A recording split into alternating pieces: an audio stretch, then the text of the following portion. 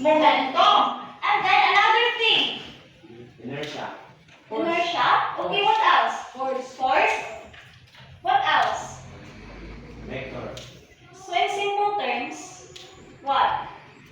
Momentum is a mass in motion. Kasi pasabot na ma'am. What do you mean by mass, gali? Mass nga maoy. When you say motion, what's that? Na? Ligo. So pasabot in simple term, momentum is a mass of motion.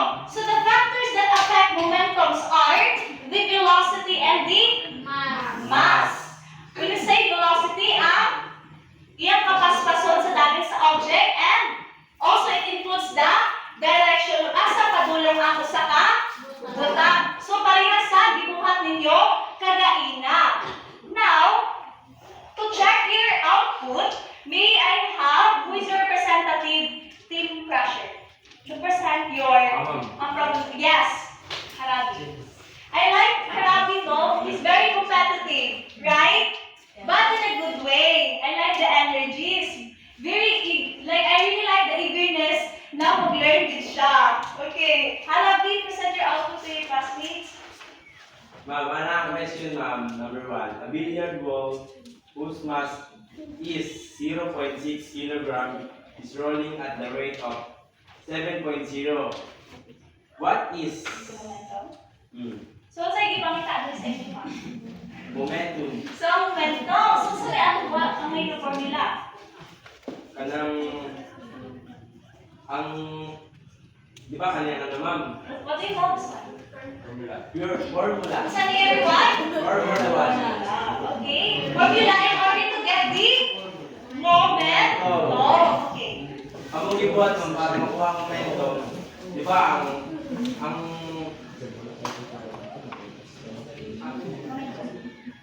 kaning peak mao ng 0.16. O niya ang kaning ano naman, kaning kilogram is 7.0.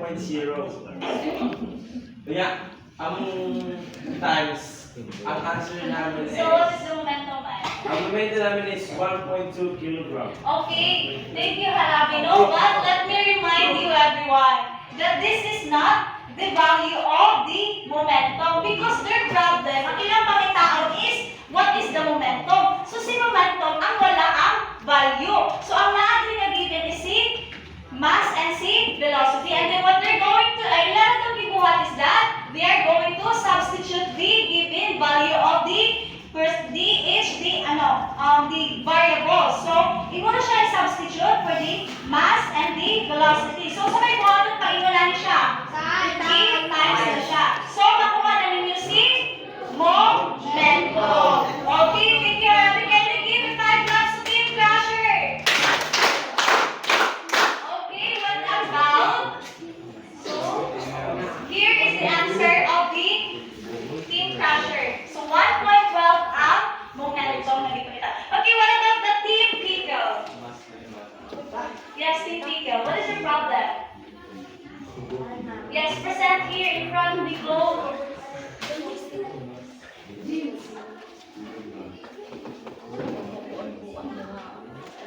Quiet, everyone. Team Crusher. Sure. Okay.